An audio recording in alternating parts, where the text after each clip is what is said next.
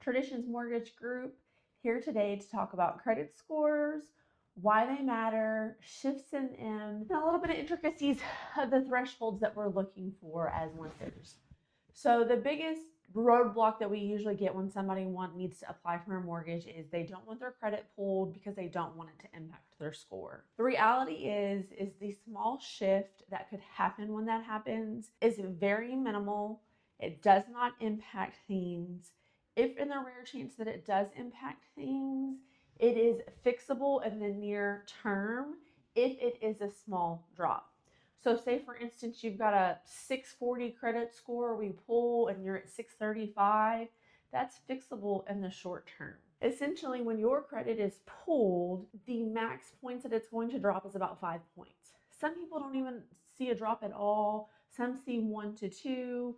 At the most you're going to see is 5. It's going to be dependent upon your credit history and your current credit standings and your current inquiries that you've had on your credit over the last couple of years. So everybody gets really worried about that or upset about that.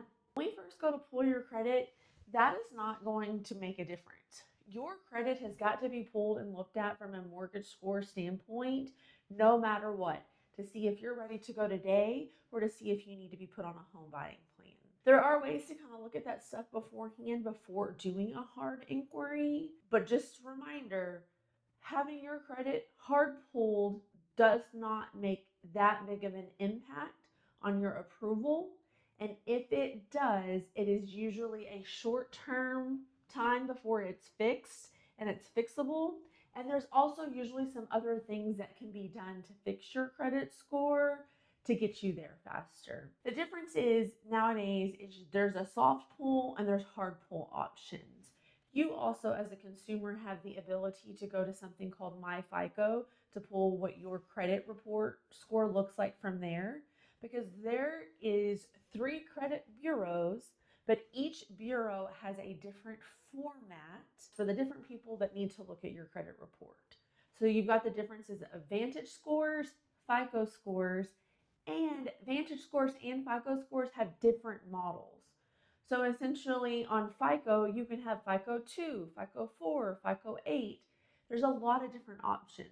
The best option is you can, like I said, you can go look at My FICO, you can pay to have that done, or you can have your lender pull a soft pull to give them the snapshot that you need without giving you the hard inquiry. For the most part, you're still going to need a hard inquiry once you get closer to closing, but at least you've got the snapshot with the soft inquiry to know what you're looking at and to see if there are things that need to be done to improve your score anyways. The thresholds that we are looking for from a credit report move in 20-point increments. So you've got 580, 600, 620, 640, 660, 680, 700, 720, 740, 760, and 780 and above. Your score falling in between those different ranges can impact approval and it can impact interest rates. Now the thing is if you go from a 660 to a 655, that is not going to have that big of a difference on your interest rate. You're talking minimal, maybe $5 to $7 a month, the impact going from a 660 to a 655 could have. But the other part is too, like I said, is if you have that small shift, there are other things that need to be worked on or other things that could be done to improve that score higher. So don't worry about that shift. The other thing to know is that credit scores fluctuate because creditors report to the credit bureaus at different times of the month. Some of them report monthly, but if you've got 3 or 4 different credit accounts on there, they don't all report at the same time. That's why your score fluctuates up and down over time based off of when those different creditors report their information. The next biggest thing about having credit fluctuate is when people have credit cards, because your balance that you have due on there fluctuates a little bit. And then it also depends on if your limit changes as well. So when we're going through the process, big things can happen if things are reported to your credit report while you're in the process. But anytime that I've had somebody have something show up on their credit report, it was either not theirs, so it was very easily fixable, or it was something that they knew was out there and outstanding.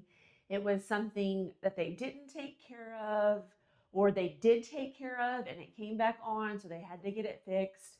But either way, it's things to work with, it's things to know. This is also why we tell people to disclose as much as they can up front so that we know, hey, if you had a student loan that was once on your credit report and isn't showing anymore, you should let us know those things so we can be mindful of those things coming up during the process. But for the most part, lenders are monitoring your credit throughout the entire process. After you're already under contract, they are monitoring it. And what they're looking for is credit inquiries, new accounts opening, accounts having large increases in balances, and then also for large score drops. And that's because if you have a large score drop, it's because something has recently been reported on your credit report. Like I said, whether that's a new inquiry, a new account, a late payment, an old derogatory credit remark, that can happen. The most important part is when you are going through the process, when you want to start buying a home and you've started the application, don't touch your credit. You don't need any more credit inquiries. You don't need to go open new accounts. You don't need to transfer balances. You don't need to increase your balances at all. You also don't need to be transferring money back and forth. Lots of things to keep in mind that once you start that process, just don't start messing with your credit. Leave it alone and know that your credit has to be looked at. And I know that it can be scary, and I know that sometimes things happen that we aren't anticipating, but we're here to work together. If you notice something, the sooner you say something, the sooner we can get it fixed. I've actually had some recent scenarios of situations. One had a client who was already under contract, already had the credit pulled, and essentially he had an old medical debt of $985 show up on his credit report. It did. It dropped his score over 100 points. And that's because he had absolutely perfect credit prior to that. That was his very first issue, but he was aware of it. It was an old ambulance bill that he just never took care of. The great thing is we got that taken care of and his score went right back to where it was when we started the process. Another set of clients who in their younger years, they went through some credit troubles and they worked really hard to get that taken care of. And now, almost 20 years later, I have pulled their credit report and none of that stuff is on there. All the derogatory marks have been removed because they made a plan. They stopped having bad things and bad derogatory marks on their credit. They left things alone, and then it all eventually fell off.